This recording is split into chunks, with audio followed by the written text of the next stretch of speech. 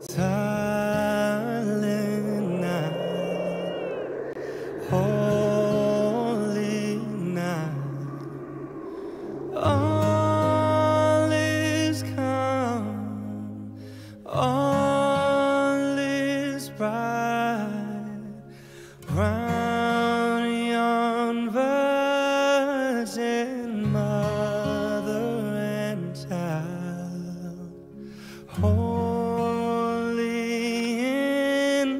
so tender and mild, sleep in heavenly peace,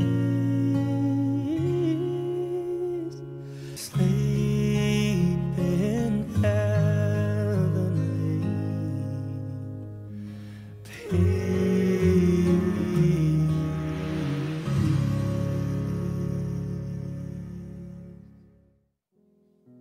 할렐루야. 기쁜 성탄 예배에 나오신 모든 성도님들, 또 온라인으로 함께 하시는 모든 분들을 환영하고 축복합니다.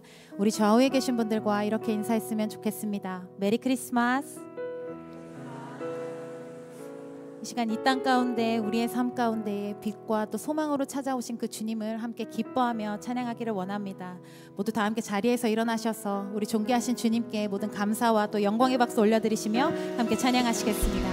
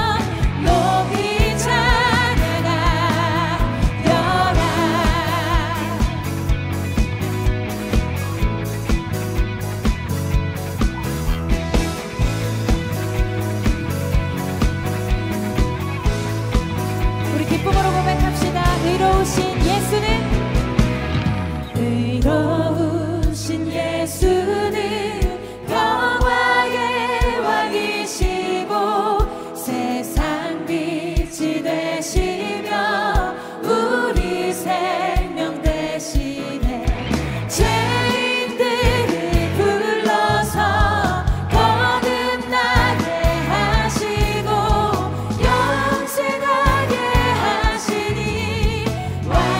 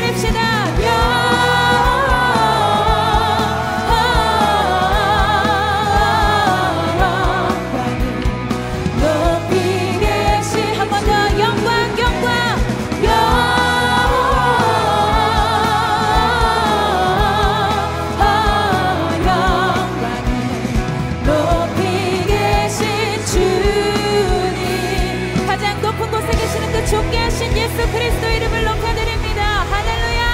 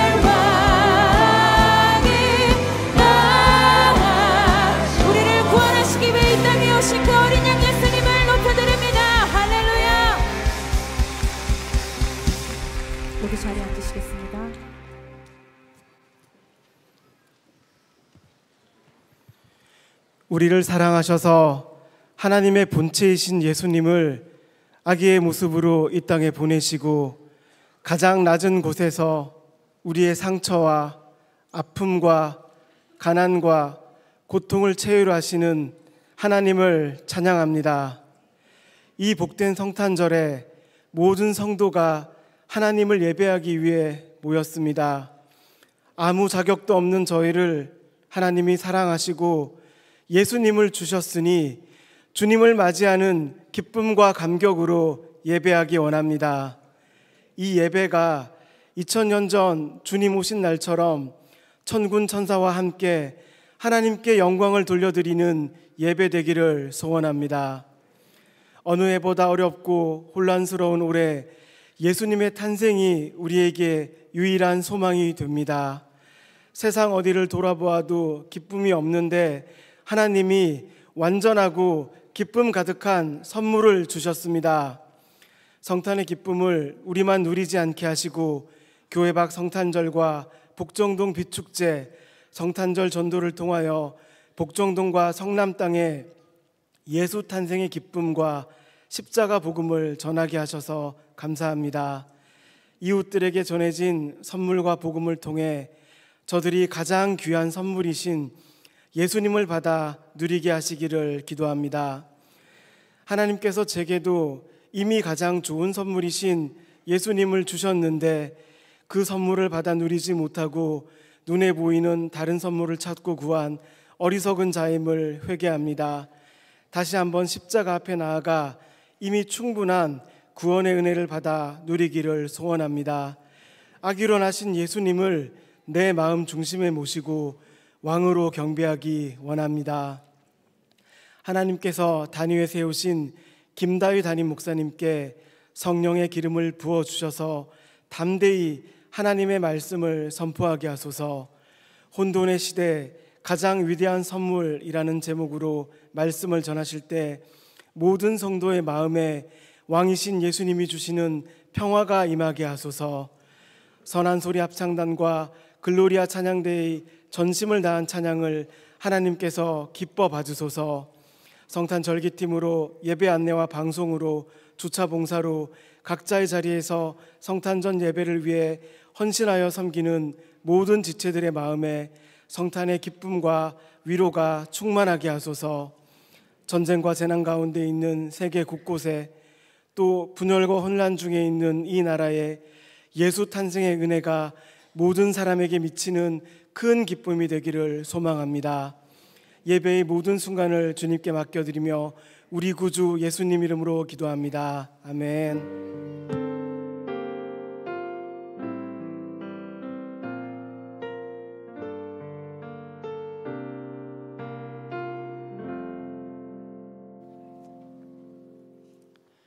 할렐루야.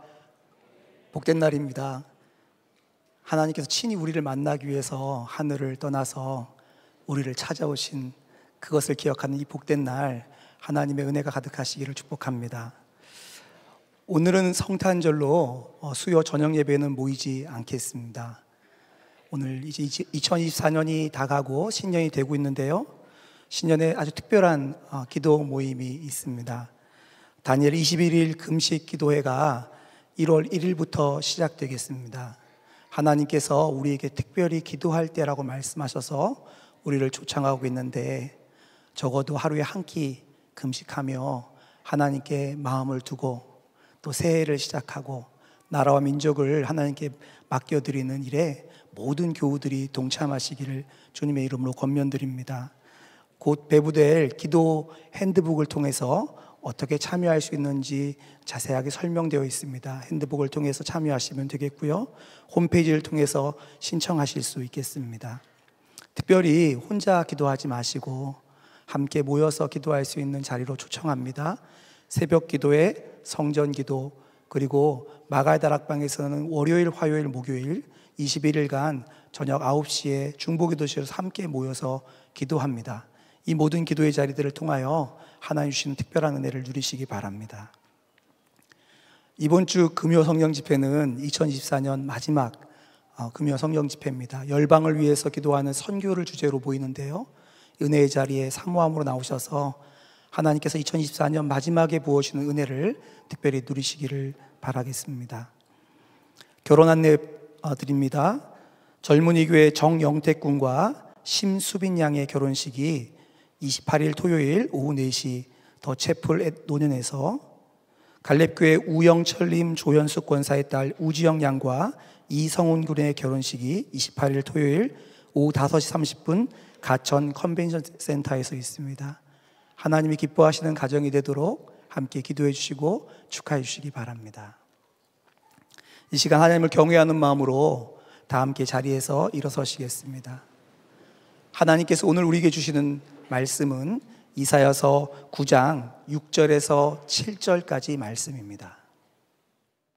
한 아기가 우리를 위해 태어났다. 우리가 한 아들을 모셨다. 그는 우리의 통치자가 될 것이다.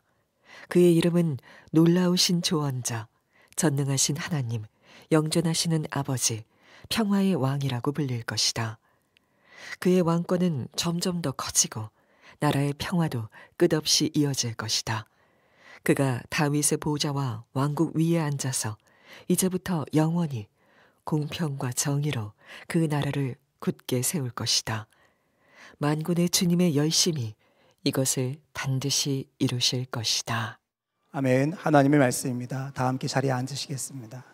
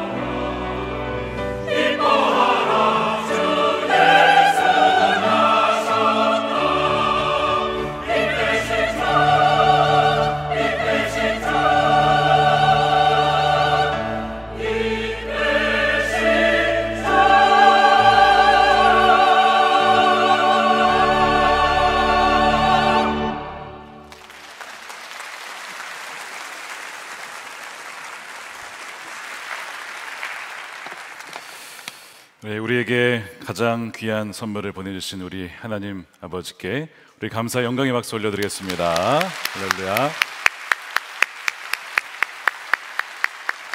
네, 우리 말씀 나누기 앞서서 양해 여러분 협조를 좀 구하겠습니다. 지금 우리 계단에 앉아 계시고 서 계신 우리 성도님들이 많이 계신데 혹시 옷이나 이런 것들을 위에 무릎 위에 올려주시고 가운데 쪽으로 좀 더 모아주시고 우리 앞에부터 보시면 자리가 좀 비어 있습니다. 그리고 괜찮으시면 우리 찬양대에서도 좀 이렇게 모아서 앉아주시면 한쪽으로 모아주시면 그 가해 쪽으로 다른 분들이 앉으실 수가 있겠습니다. 그래서 뒤에 계신 분들은 우리 성가대 쪽으로 내려오시면 우리 안내위원들의 안내에 따라서 우리 앉으셔서 예배할 수 있도록 도와주시면 좋겠습니다. 계단에 앉으신 모습이 너무 마음이 제가 아파서 여러분들에게 좀 협조를 구합니다.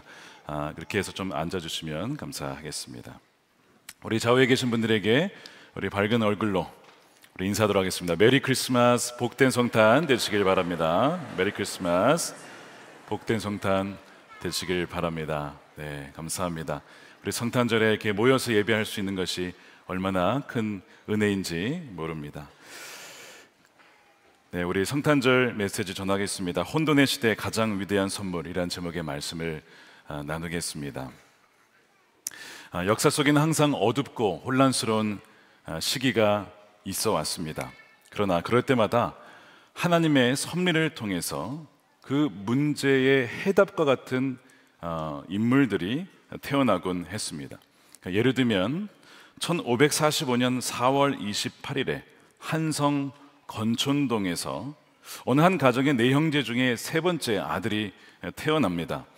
그의 아버지는 관직에 오르지 않았기 때문에 그의 집은 넉넉하지 못했고 그의 아버지를 이름을 기억하신 분은 아마 거의 없을 겁니다.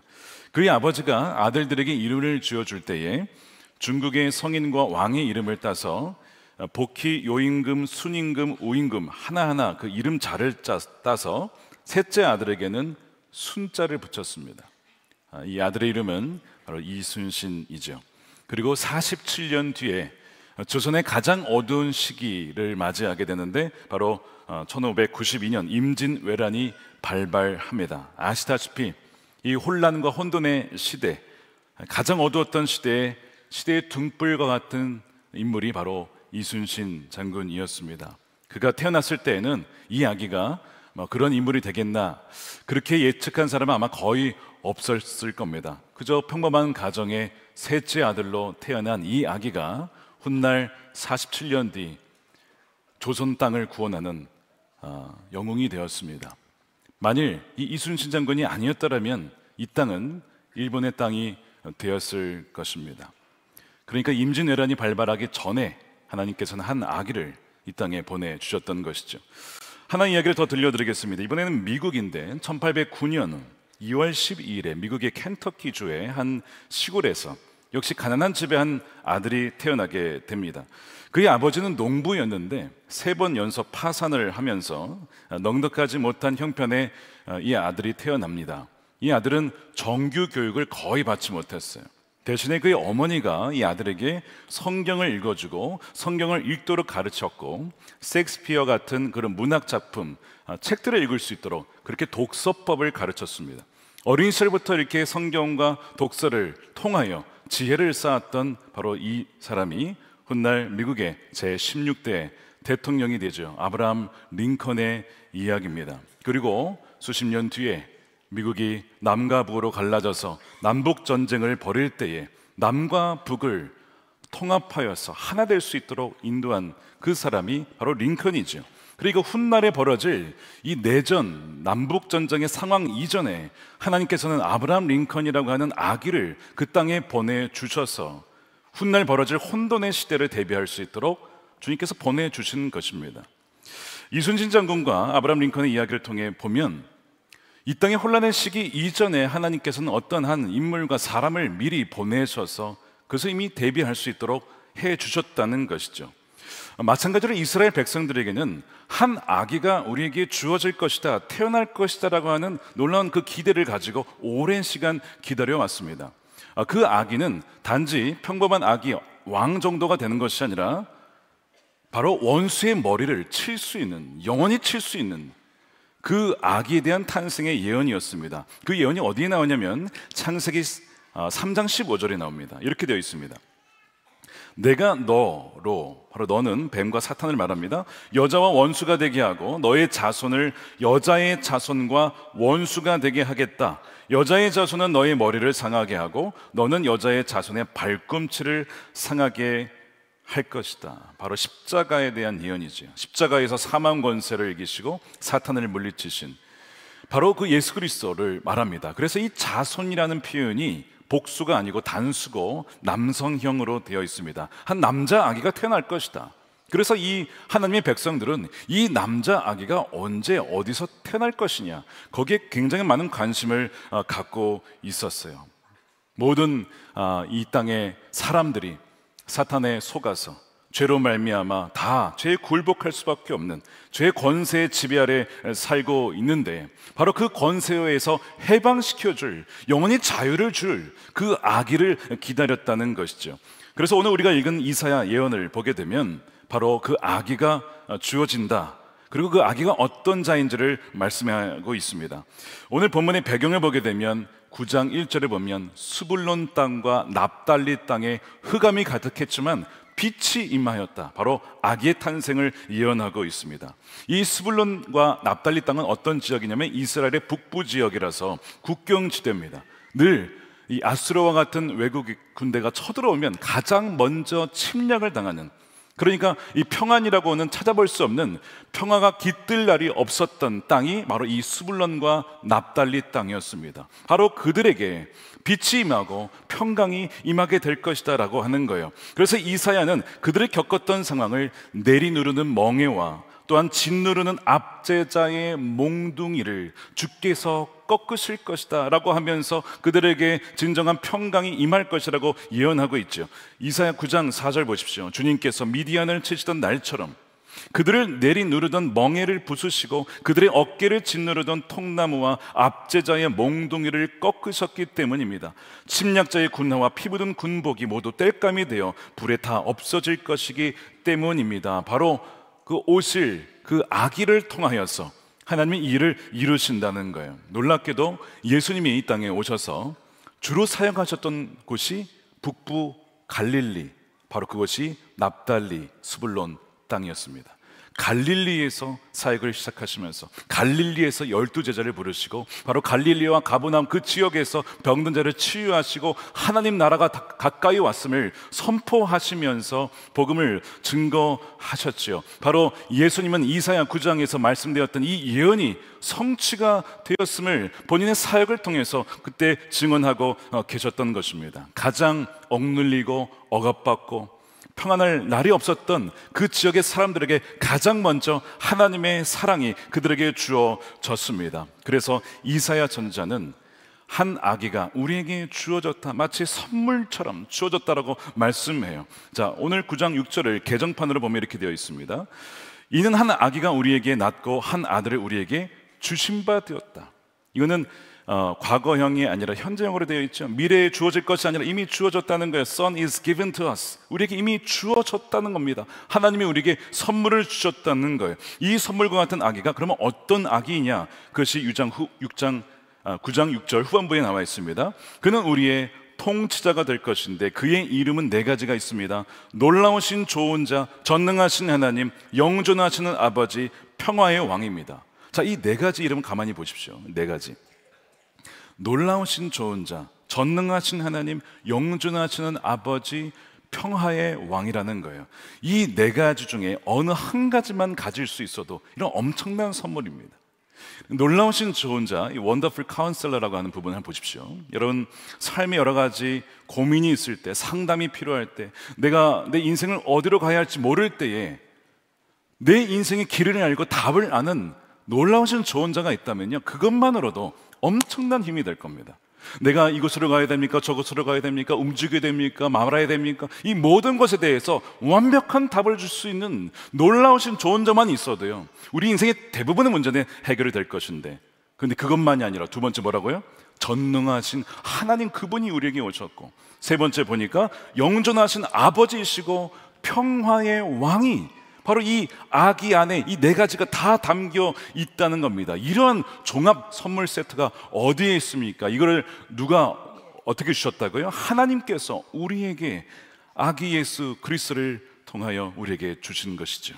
이것을 믿는 자마다 영생을 얻고 멸망치 아니할 것입니다. 이 선물을 누리는 여러분 되시길 축복합니다. 그래서 저는 이 네 가지 중에서 특별히 오늘 이 평화의 왕에 대한 부분을 좀 주목하고 싶습니다. 예수님께서 태어나실 때 천사들이 우리가 오늘 함께 찬양을 했지만 이런 노래를 불렀어요. 누가복음 2장 14절입니다. 지극히 높은 곳에서는 하나님께 영광이요 땅에서는 하나님이 기뻐하신 사람들 중에 뭐예요? 평화로다. 하나님의 평화가 있을 것이다 라고 말씀합니다.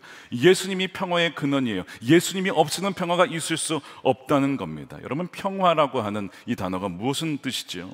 개인적인 안녕과 평온함, 위험으로부터 자유, 사람과 사람 사이의 조화를 이루고 또한 어떤 복지와 번영을 의미하면서 전쟁이 없는, 나라와 나라 사이에 전쟁이 없는 그런 적대감이 사라지고 무엇보다 하나님과 사람 사이의 화해를 의미하는 것이 바로 이 평화의 의미입니다. 자, 그렇다면 질문은 이겁니다.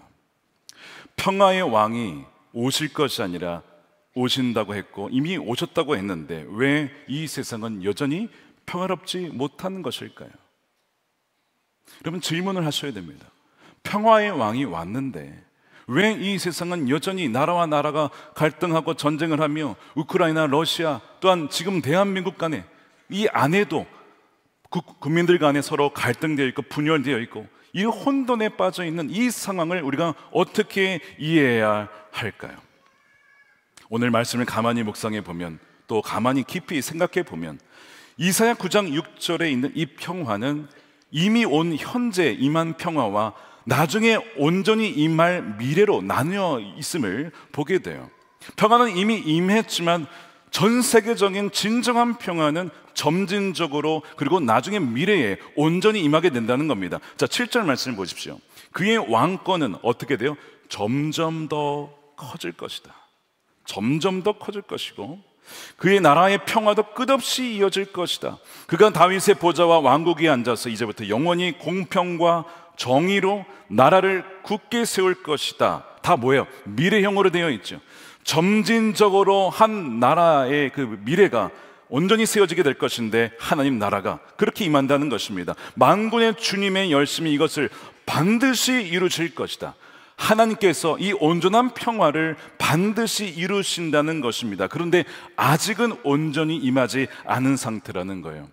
이 평화가 지금 의도적으로 지연되어 있구나. 그 주님이 오셔야만 이 평화가 임하는데 아직 세상 끝날까지 복음이 전해지지 않았기 때문에 의도적으로 이것이 지연된 상태임을 오늘 말씀을 통해서 우리는 보게 되죠. 그래서 여전히 이 땅 가운데 평화가 온전히 임하지 못한 것입니다. 무엇보다 이 평화라고 하는 것은 여러분 조건적으로 주어집니다. 자, 이 평화는 누구에게나 주어질 수 있지만 아무에게나 주어지는 것은 아닙니다. 기억하십시오. 누구에게나 이 평화를 누릴 수 있지만 아무에게나 주어지는 것은 아니라고 하는 거예요. 바로 이 아기로 왕으로 오신 그분께 자신의 인생과 주권을 내어 맡기는 이들에게만 평화가 주어지게 됩니다. 오늘 6절 보시면 어깨에 정사를 메었다는 표현이 나옵니다. 자, 보십시오. 중반부 후반부에 보시면 그의 어깨에는 정사를 메었다. 이 정사가 영어로 government이라고 되어 있습니다. 정부 혹은 통치란 뜻이죠. 그분이 이 나라와 전 세계의 통치를 메었을 때에만 진정으로 평화가 임한다는 거예요. 반대로 얘기하면 이 나라의 정치 지도자들과 이 나라가 그분께 온전히 통치권을 내어드리지 않는다면 평화는 있을 수 없다라고 하는 것이죠. 그런데 결국 미래에는 하나님께서 그 일을 반드시 이루셔서 하나님의 나라가 온전히 임하게 된다는 겁니다.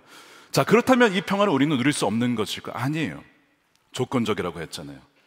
우리가 우리의 인생을 바로 그분의 어깨에 온전히 맡기고 내어드릴 때에 그렇게 내어드리는 사람마다 하나님의 이 평화는 그 사람에게 온전히 임할 수 있다라고 하는 것입니다. 그것을 믿는 여러분들에게 참된 마음의 쉼과 평안이 부어지게 되기를 축복합니다. 주님께서 뭐라고 하셨습니까? 수고하고 무거운 짐진 자들아 다 내게로 오라. 자, 그 말씀을 가만히 보십시오. 마태복음 11장 28절입니다. 수고하고 무거운 짐진 자들아 다 내게로 오라. 즉 주님께 오는 사람들에게만 이 평강은 주어지는 것이죠. 내가 너희를 쉬게 할 거야. 왜 우리의 마음이 쉼이 없습니까? 주님이 아니라 엉뚱한 곳에 우리의 인생을 맡기려고 했기 때문에 그렇습니다. 내 자신이든 그것이 돈이든 그것이 사람이든 무엇이든 간에 엉뚱한 곳에 우리의 인생을 맡겨드렸기 때문에, 그렇기 때문에 평안이 없는 것이죠. 나는 마음이 온유하고 겸손하니 나의 멍에를 메고 내게 배우라. 그리하면 너의 마음이 쉼을 얻을 것이다. 평안을 누릴 것이다. 여러분, 평화라고 하는 것은 조건적입니다. 그래서 이것을 믿는 사람들은 평안을 누리게 될 것이지만 그분께 나오지 않는 이들은 누릴 수가 없다는 것이죠. 하나님은 누구를 기뻐하시는가? 히브리서의 말씀에 보니까 믿음이 없이는 하나님을 기쁘시게 할 수 없다라고 했습니다. 자, 그러면 하나님을 믿는 자들을, 의지하는 자들을 하나님이 기뻐하신다는 것이죠. 자, 그러면 하나님이 기뻐하는 사람들에게 하나님께서 무엇을 주시는가? 평화를 주신다는 거. 이렇게 이어지는 거예요. 아까 우리가 읽었던 누가복음 2장 14절을 가만히 다시 보십시오. 지극히 높은 곳에서는 하나님께 영광이요 땅에서는 평화인데 그냥 평화가 아닙니다. 조건적이에요. 어떤 조건이 있느냐? 하나님이 기뻐하시는 사람들. 우리가 이것을 놓칩니다. 하나님이 기뻐하시는 사람들, 하나님의 은혜를 입은 사람들, 하나님의 택하심을 입은 사람들, 하나님을 경외하는 사람들에게 평화가 임한다는 것입니다. 왜 이 땅에 평화가 없습니까? 하나님의 존재를 무시하고 인정하지 않으며 그분께 주권을 내어 맡기지 않기 때문에, 자신의 이기심과 소욕에 따라서 자기의 속에는 옳은 대로 행동하기 때문에 나라가 갈라지고 분열이 되고 백성들은 싸우게 되는 것입니다. 그러니까 여러분, 이 평화라고 하는 것은 조건적이고, 조건적인 의미는 누구든지 우리가 평화의 왕 되신 그분께 우리의 모든 인생의 하나하나를 내어 맡길 때에만 그 평화는 우리의 것이 될 수 있다라고 하는 것입니다. 마가복음 4장에 보면 제자들이 배를 타고 호수를 건널 때에 풍랑을 만났어요. 여러분, 이 풍랑이라고 하는 것은 우리가 인생에서 만날 수 있는 풍랑을 상징하는 것이죠. 매우 강한 바람이 불어와서 물이 들이닥치니까 배가 침몰 위기에 빠져 있었습니다. 그들은 너무나 두려워했어요. 우리가 여기서 죽을 수 있겠다. 그런데 그때 제자들이 뭐라고 하냐면, 주무시던 그 배에 주님이 계셨는데 주무시고 계셨어요. 주님께 뭐라고 하냐면 깨우면서, 주님, 우리가 죽게 되었는데 왜 주님 모른 척 하십니까? 모른 척 하십니까? 인생의 풍랑을 만난 분들이 어쩌면 이런 제자들과 같은 심정일지 모릅니다. 주님, 왜 내 인생에 이렇게 풍랑이 다가왔는데 모른 척 하십니까? 나와 상관없는 것처럼 그렇게 여기십니까? 지금 제자들의 그런 심정이었던 것이죠. 왜 주님께서 모른 척 하셨을까요?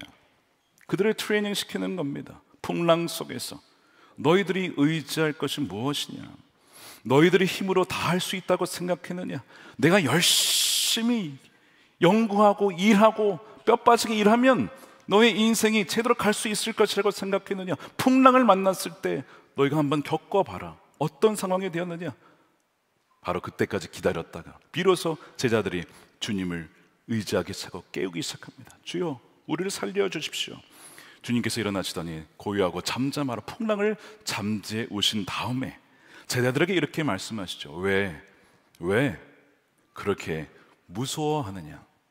아니, 무서워하지 않을 수 없죠. 풍랑을 만났는데, 인생의 풍랑을 만났는데 무서워하지 않을 사람이 어디 있어요? 근데 주님이 이상한 질문 하시는 거예요. 내가 그 풍랑을 모르느냐? 왜 두려워하느냐? 그 얘기는 무엇이냐면, 내가 너와 함께 있는데, 너의 곁에 있는데, 너의 안에 있는데, 내가 영존하시는 아버지인데, 전능하신 하나님인데, 평강의 왕인데 왜 그렇게 두려워하고 무서워하느냐? 그러면서 믿음이 적은 자들아, 믿음이 적은 자들아, 우리에게 주시는 말씀이에요. 주님이 분명 우리 안에 계시고 우리와 함께 하시는데 우리는 이렇게 제자들처럼 조금만 인생의 풍랑이 흔들리면 죽을 것만 같아서 주님 너무나 두렵습니다, 무섭습니다. 그런데 우리 곁에, 우리 안에 주님이 계심을, 그 평강의 왕이 계심을 알면 놀랍게도요, 우리 안에 진정 평강이 임하게 되는 것이죠. 평화의 왕을 의지할 때는 이미 평화는 저와 여러분들의 것이 되는 것입니다. 지난 주일에 참 귀한 간증이 있었습니다. 이분은 무교 집안에서 태어나서 어린 시절 초등학교 때 처음 교회를 나갔답니다. 이 남자분이신데 교회 가서 기도를 하는 걸 좋아했다고 해요. 그래서 어머니까지 전도를 해서 어머니까지 교회에 나오셨어요. 근데 그러다가 중학교 가면서 이제 학업을 핑계로 교회를 가지 않게 되었답니다. 나중에 크고 나서 이제 연애를 하다가 결혼을 하게 되었는데 이 이제 만나게 된 이 자매의 부모님이 목회자예요. 그러니까 이제 이 장인 되실 분이 조건이 교회를 제대로 나가야만 결혼할 수 있다라는 조건으로 허락을 해 주었습니다. 그래서 아내를 따라서 억지로 교회 주일날 나가게 된 것이죠. 그러다가 이제 이 근방으로 오시게 되면서 이 선한목자교회로 오시게 된 거예요.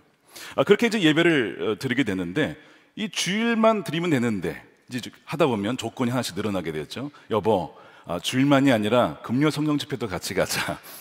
처음에는 주일만이 조건이었는데 왜 자꾸 조건이 늘어나? 이렇게 불만이 막 늘어났다고요, 남편이. 그런데 한 가지 사건이 벌어지게 된 겁니다. 아내의 건강이 나빠지기 시작했어요. 하혈을 하기 시작합니다. 한두 군데가 아닙니다. 여러 산부인과를 다니면서 의사를 찾아가서 이 문제가 무엇인지 어떻게 해결해야 될지를 물어봤더니 공통적인 답변이 무엇이냐면 이거였습니다. 피를 멈추기 위해서는 자궁 내막을 깎아내는 수술을 해야 되고 모양도 너무 좋지 않다라고 하는 정말 청천벽력과 같은 이야기를 듣게 되었습니다. 그때부터 얼마나 불안하던지, 나 이러다가 죽는 거 아니야? 애기 못 낳는 거 아니야? 이러다가 서서히 하혈하다가 죽는 거 아닐까? 이런 두려운 마음이 아내만이 아니라 남편에게도 그 마음이 들더라는 것이죠. 결국 수술 날을 미루고 그때부터 집에 돌아와서 주님을 찾기 시작한 겁니다. 새벽 4시 반 그리고 저녁 9시 알람을 맞추고 하나님을 찾고 주님께 기도하기 시작했다고 해요. 그리고 그렇게 기도를 시작한 그 주간에 마침 금요 성령 집회가 있어서 갔더니 치유 집회였던 거예요.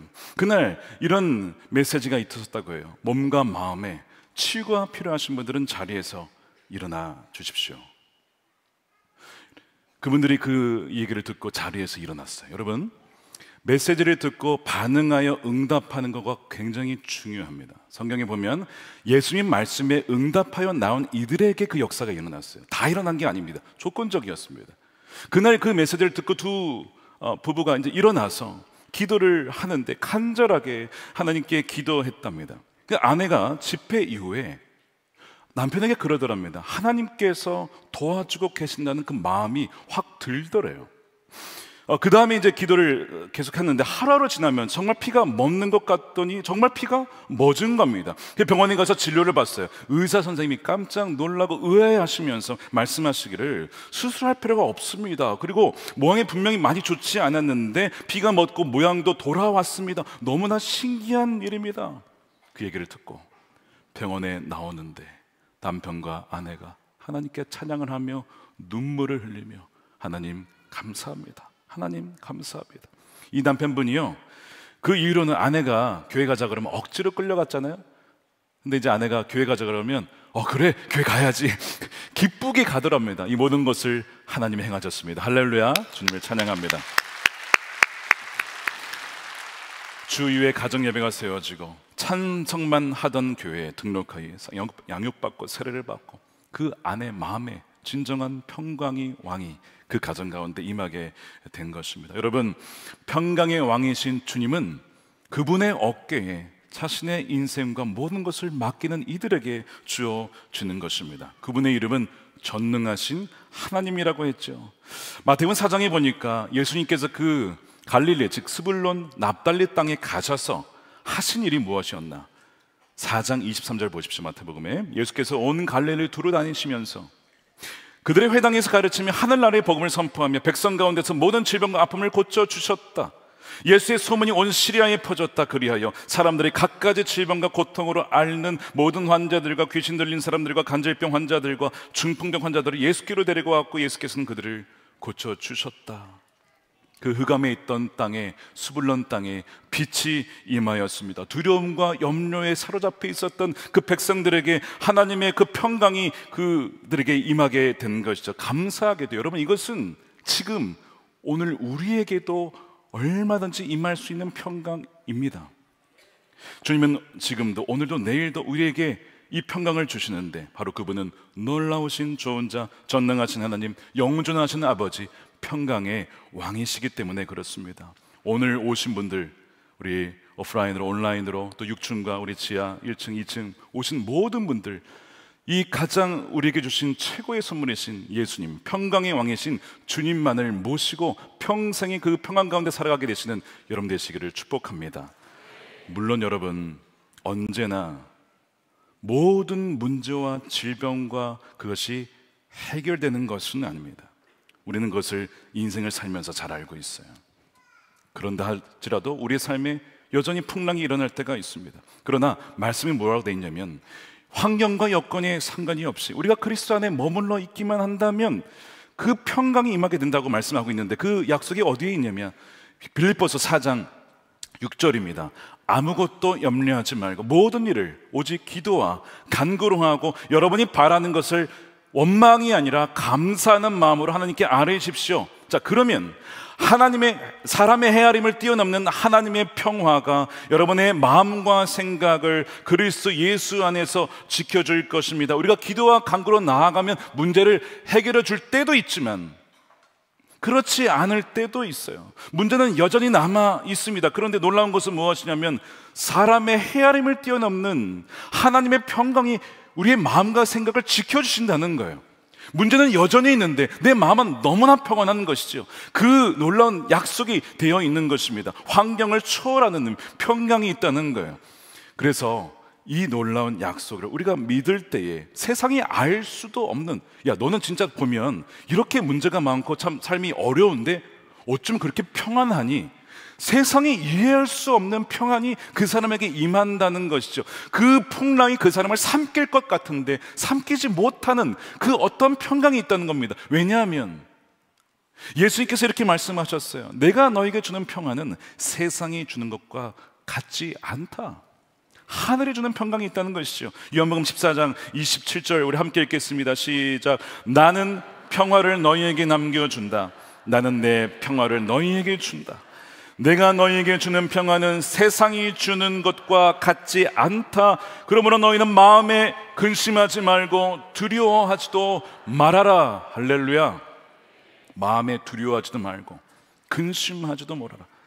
비록 내 머리로서는 도무지 이해가 되지는 않지만 어떻게 여기서 평안할 수 있는가 이해는 되지 않는데, 내가 보는 것은 한계가 있고 내가 듣고 느끼는 것은 나 한계가 있지만 하나님의 크신 그림 가운데 주님이 우리의 인생을 인도하고 계시니, 그래서 아무것도 염려하지 말라, 근심하지 말라 라고 하시는 것이구나. 그것을 우리는 이 말씀을 통해서 깨닫게 되는 거예요.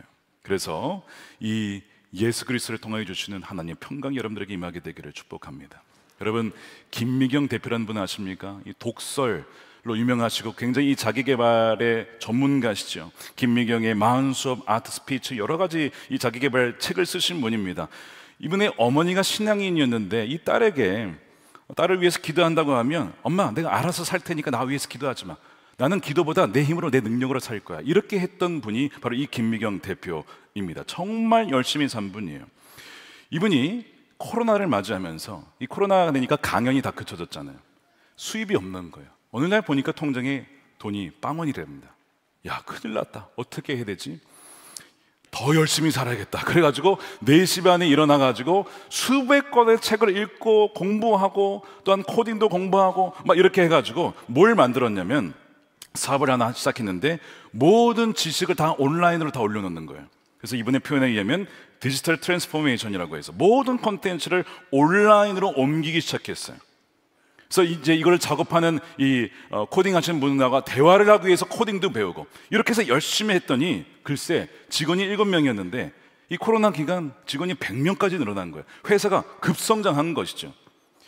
그리고 유튜브 구독자가 180만 명이 된 겁니다. 안 놀라시는 것을 보니까 다 이 정도는 있으시죠? 네, 이 정도한 구독자는 기본적으로 한 100만 정도는 갖춰야 별로 놀랍지도 않는, 어쨌든 180만 명까지 늘어나게 됐어요.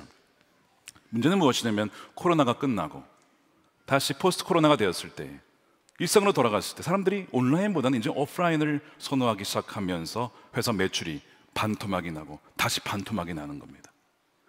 100명의 직원을 먹여 살려야 되는데 수입이 줄어들고 있는 거예요. 감당이 안 되는 거예요, 직원들. 그러면서 어떻게 해서든 자기가 이 컨텐츠를 만들어서 계속 올리려고 하지만 이거 뭐 줄어드는 걸 어떻게 하겠습니까? 어느 날 회계 담당자가 오더니 대표님, 우리 몇 달 있으면 부도 납니다. 회사 부도 납니다. 이거 결단이 내리셔야 됩니다. 대표님 32살 때 빵원이었죠? 그걸로 지금 돌아가는 겁니다. 결단은 내리셔야 됩니다. 그 얘기를 들으니까요, 이게 이제 뭔가 구조조정을 하는 게 아니라 자기의 연약함을 인정하는 것이 아니라 이런 마음이 들더랍니다. 마음속의 음성이 너 창피하지, 너 지금 실패하고 있는 거야, 너 망하고 있는 거야. 김미경 이 자기개발의 대표적인 강사의 끝이 부도래, 이런 얘기 나면 너 어떨 거야? 창피할 것 같지 않아? 이런 소리가 막 안에서 들리더래요. 그러니까 더 자신을 채찍질을 하더랍니다. 그래서 계속 집에 안 가고 회사에 남아서 계속 콘텐츠를 개발하고, 어느 날 병원에 갔더니 혈압이 189가 나오더래요. 의선생님, 이러면 죽습니다. 당장 입원해서 치료를 받아야 됩니다. 그래도 병원에 갈 수가 없는 거예요. 회사가 망하고 있으니까. 그래서 계속 온몸으로 회사를 버텨내고 있는데 직원들이 한둘씩 대표님을 욕하기 시작하더래요. 대표님이 능력이 없어서 경영 능력을 못해가지고 회사가 망하고 있다. 투자를 받지 못해서 회사가 망하고 있다. 그래가지고 엘리베이터를 못 타고 계단을 오르락내리락 했답니다. 직원들 만날까 봐. 여러분, 그렇게 사장의 무게가 그렇게 무거운 것이죠. 어느 날 막내가 전화가 왔어요. 엄마, 나 아파. 근데 문득 이런 마음이 들더래요. 이렇게 바쁜데 왜 아프고 난리야? 여러분, 뭔가 이상하지 않습니까? 엄마가 되어서 애가 아프다는데 왜 아프고 난리야? 이렇게 바쁜데. 그래 놓고서는 돌아보니까 내가 이상해진 겁니다. 내가 아들이 아프다는데 왜 내가 이렇게 반응하지? 나를 왜 이렇게 몰아치지? 내가 이보다 더 잘 살 수 있나? 이 최선을 다한 하루가 계속 반복된다고 했을 때 그 마지막은 무엇이지? 계속 똑같은 삶을 산다면 내가 왜 살아야 되지? 이런 생각이 이어지니까 지금 이 5층에서 뛰어내리면 어떻게 되는 거지? 이런 생각까지 막 하더래요. 초긍정 마인드의 대표적인 이 강사가 2년 반 만에 완전히 다른 사람이 되어버린 겁니다. 죽자 사자 살았는데 그 마지막은 허무더래요. 자신이 이렇게 무너지니까 그 내면의 소리가 너 이제 쓸모없어. 넌 실패한 인생이야. 그런 음성이 막 들려오더래요. 너무나 힘들었답니다. 그래서 막 눈물이 나고 이제는 그냥 집에 가고 싶다, 쉬고 싶다. 그러던 중에 언니에게 전화가 왔어요. 근데 이 언니가 목사님이에요. 평소에 언니 목사님이 싫어가지고 맨날 뭐 복음 전하고 뭐 기도하자고 그러니까 그게 듣기 싫어가지고 맨날 언니를 거부했는데 그날은 그 언니의 전화가 그렇게 반갑더랍니다. 붙잡자마자 전화에다가 언니, 나 벼랑 끝이야. 나 아무것도 없고 완전 망친 것 같아. 언니, 나 어떡해? 그러니까 언니가 깜짝 놀랐어. 맨날 자기가 뭐라고 막 했던 동생이 너무 힘들다고 하니까 밤에 11시에 차 운전해서 온 거예요. 그러면서 그 동생에게, 김기영 대표에게 복음을 전해주시는데 이 복음을 전했답니다. 너가 죽어야 돼. 언니 내가 어떻게 더 죽어? 나 지금 죽을 것 같은데. 그게 아니라 너의 자아가 죽어야 돼. 그래야만 하나님께서, 주님이 너희 가운데 오실 수 있고 주님께서 너를 통해서 일하실 수 있고, 그러면 너가 하는 것보다 100배 1000배 비교할 수 없이 하나님께서 너를 통해서 일하실 거야. 바로 그때 비로소 예수님을 영접하게 됩니다. 그것이 작년 3월 22일이라고 해요. 주님을 영접하니까 마음에 그렇게 평안하더래요. 아, 내가 내 인생의 주인이 되어서 등반당하며 어떻게 해서 이 회사와 내 인생을 지켜내야 돼. 모든 것을 내 어깨에 메고 있는데 이제는 그분께 모든 것을 내어 맡기니 그렇게 마음이 평안하더랍니다. 어머님께서 최근에 돌아가셨는데 어머님이 유언장을 자녀들에게 쓰셨답니다. 그 중에 이런 내용이 있더래요. 자녀들아, 한 가지만 알아라. 너희가 누군지를 알고 살아야 돼. 너희는 위대한 하나님의 자녀야. 하나님의 자녀야. 이것을 잊지 마. 어제 누가 너희를 욕하고 너희가 어떻다 저떻다 너희는 실패자다 뭐라고 해도 그런 얘기를 들었으면 그것을 다 지워라.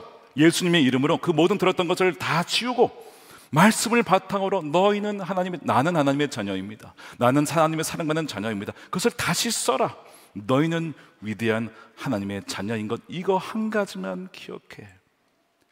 김미경 씨가 울먹거리면서 이 어머니의 유언장을 하나님의 말씀으로 여기고 품게 되니까 그 애 안에 뭐가 임합니까? 하나님의 말할 수 없는, 세상에 줄 수 없는 평강이 임하더라는 것입니다. 사랑하는 여러분, 주님을 떠나 살아가는 삶은요, 두려움과 또한 그 끝은 허무일 뿐입니다. 그런데 영존하시는 아버지, 전능하신 하나님, 평강의 왕을 모시게 되면 그 모든 불안은 사라지고 진정한 평화가 임합니다. 우리 안에 오신 주님은 바로 평화의 왕, 평강의 왕이시기 때문에 그렇습니다. 사랑하는 여러분, 오늘 성탄절 예배를 드리면서 바로 하나님께서 우리에게 주신 가장 위대한 선물은 예수 그리스도이신데, 그분의 이름은 평강의 왕이십니다. 이 평강을, 이 평안을, 세상에 줄 수 없는 마음의 쉼과 안식을 누리는 저와 여러분들의 삶이 되시기를 축복합니다. 그리고 이것을 가족들에게, 주변 사람들에게 꼭 나누십시오.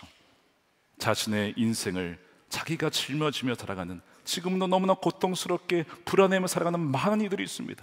그들에게 가장 위대한 선물 예수 그리스도를 선물함으로 말미암아 그들도 우리도 함께 하나님이 주시는 평강 가운데 살아가게 되는 저와 여러분 되시기를 주님의 이름으로 축원드립니다. 우리 함께 기도하겠습니다. 두 가지 놓고 기도할 텐데, 첫 번째는 하나님, 이미 우리에게 가장 위대한 선물을 보내주셨습니다. 이미 보내주셨습니다. 우리가 그 주님을 믿고 의지하여 세상이 줄 수 없는 평강을 누리게 하여 주시옵시고, 우리 마음의 치유와 회복을 누리게 하여 주시옵시고, 마음과 생각을 지키시는 하나님의 평강을 허락하여 주시옵소서. 두 번째, 우리 나라를 위해서 기도하겠습니다. 지금 분열과 갈등이 너무나 심한 이 나라 가운데 하나님께서 성령으로 하나 되게 하시고, 또한 대한민국의 위정자들이 그들의 이 정치를 그들의 어깨 임의로 매지 않게 하시고 진정한 통치자 되신 주님께 맡겨드리며 주님의 뜻을 따라 정의롭고 공의롭게 이 땅을 통치할 수 있도록 그들에게 지혜를 달라고 함께 우리 동성으로 기도하도록 하겠습니다. 살아계신 아버지 하나님, 감사합니다. 우리에게 평강의 왕으로 오신 아버지 하나님, 놀라우신 주원자 아버지 하나님, 영존하시는 하나님, 우리에게 평강의 왕으로 오신 아버지 하나님을 찬양합니다. 전능하신 하나님, 우리 함께 계신 우리가 누구를 그리워하겠습니까? 이 자리에 예배한 우리 모든 성도들 가운데 하나님의 평강으로 임하여 주시옵시고, 진정한 평강으로 붙잡아 주셔서 마음의 쉼을 얻게 하여 주시고, 모든 멍에를 주님께 내어 맡깁니다. 풍랑을 만난 제자들 두려워하였으나 함께 하시는 주님의 말미암아 주여 하나님 믿고 의지하였을 때에 잠잠하고 고해지는 놀라운 은혜를 누렸던 것처럼 우리의 삶도 그 평안을 누리게 하여 주시옵소서. 이 대한민국의 위정자들과 지도자들을 기억하여 주셔서 공의와 진리로 이 나라를 다스리게 하시고, 하나님 속히 혼란이 하나님 해결될 수 있도록 주시옵소서. 살아계신 아버지 하나님, 감사합니다. 풍랑을 만나 두려워 떨며 죽게 되었다라고 그렇게 떨던 제자들이 바로 우리의 모습인 것을 이 시간 고백합니다. 주님이 곁에 계심에도 불구하고 어찌하여 우리가 그렇게 두려워하는지 모릅니다. 주여, 우리의 연약한 모습을 불쌍히 여겨주시옵시고 우리의 가리워진 눈을 뜨게 하여 주셔서 임마누엘, 우리와 함께 하시는 하나님, 성령으로 우리 안에 내주하시는 주님을 주목하며 바라보며 의지하는 우리 모든 성도들이 되게 하여 주시옵소서. 그래야 모든 불안과 걱정과 두려움이 떠나가게 하시고 풍랑 중에도 주님으로 말미암아 세상이 줄 수 없는 평화와 평강을 누리는 하나님의 백성들이 되게 하여 주시옵소서. 우리는 하나님의 사랑받는 자녀입니다. 영존하시는 아버지 하나님이 우리의 아버지가 되시니 우리가 무엇을 두려워하겠습니까? 주님께서 우리의 선한 목자가 되시니 우리가 무엇을 염려하겠습니까? 온전히 우리의 인생을 우리 주님께만, 영존하시는 아버지여 평강의 왕이시여 전능하신 하나님께 매 순간마다 무슨 일마다 주님께 내어 맡길 수 있는 사랑하는 주의 백성들이 되게 하여 주시옵소서. 아버지, 성탄절을 맞이하여 이 나라를 위해서 기도합니다. 하나님, 이 나라가 진정 하나님의 통치권에 그 어깨에 내어 맡기는 나라가 되기를 원합니다. 그것이 없이는 참된 평화가 있을 수가 없습니다. 주여, 왕이신 아버지 하나님, 이 나라의 통치자가 되어주시고, 아버지 하나님, 정치 지도자들을 비롯하여서 정치, 경제, 사회, 문화 각 영역에 하나님이 세우신 지도자들이 진정 하나님께 물으며 하나님께 나아가며 또한 공평과 진리와 또한 공의로 이 나라를 다스릴 수 있도록 하나님의 지혜로, 아버지 하나님의 사랑으로 함께 더딥혀 주시옵소서. 아버지 하나님, 이 나라가 하나님을 경외하며 남과 북이 복음으로 통일되며 성탄절의 큰 기쁨의 소식이 대한민국과 한반도, 북한과 열방을 넘어 곳곳에 온라인을 통하여 복음 전하는 이들을 통하여 증거되게 하여 주시옵시고, 주님이 진정 오시는 그날 참된 우주적인 평화, 이 세계적인 평화가 임하게 되는 그날을 주여 보게 하여 주시옵소서. 감사드리며 우리 구주 예수님의 이름으로 기도드립니다. 아멘. 우리 다 같이 일어나셔서 준비하신 예물을 드리면서 우리 찬양하겠습니다. 천사 찬송하기를 찬양하겠습니다.